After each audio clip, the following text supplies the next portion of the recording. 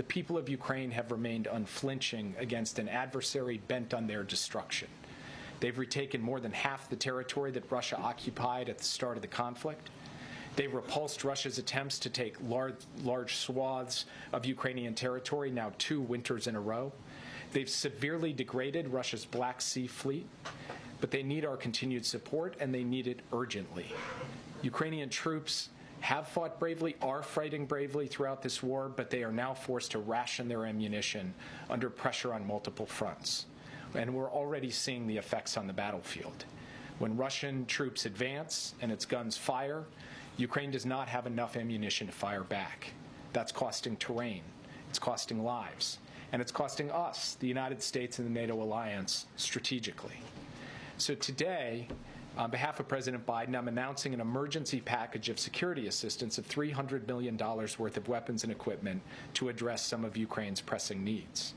This is possible because of unanticipated cost savings in contracts that DoD negotiated to replace equipment we've already sent to Ukraine through previous drawdowns.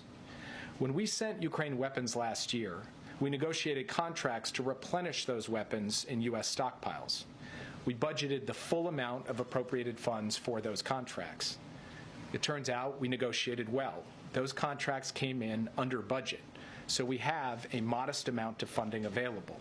And to put a fine point on it, we're able to use these cost savings to make this modest amount of new security assistance available right now without impacting U.S. military readiness. And the President has directed his team to use these cost savings. This emergency package that we're announcing contains a large tranche of artillery rounds and GMLRS for the HIMARS.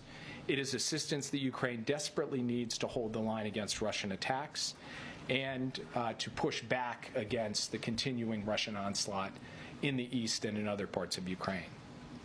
This ammunition will keep Ukraine's guns firing for a period, but only a short period. It is nowhere near enough to meet Ukraine's battlefield needs, and it will not prevent Ukraine from running out of ammunition in the weeks to come. It goes without saying, this package does not displace and should not delay the critical need to pass the bipartisan national security bill. As you all know, we've said repeatedly here in the briefing room, and President Biden said it to the entire nation in the State of the Union last week, that we cannot provide ongoing assistance to Ukraine without significantly impacting our military readiness absent congressional action. That remains the case despite this modest amount of cost savings that we are putting to use on an urgent basis. Congress must act. The House of Representatives must pass the bipartisan national security supplemental as soon as possible. We all know that if it came up for a vote, it would pass on an overwhelmingly bipartisan basis, just as it did in the Senate. And there is no other way around this.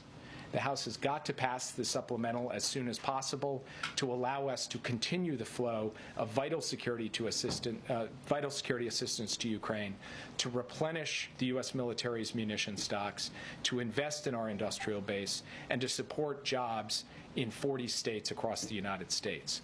The world is watching. The clock is ticking, and we need to see action as rapidly as possible, even as we do everything in our power to get Ukraine what it needs in its hour of need, and that is another step that we took at the President's direction today. With that, I'd be happy to take your questions.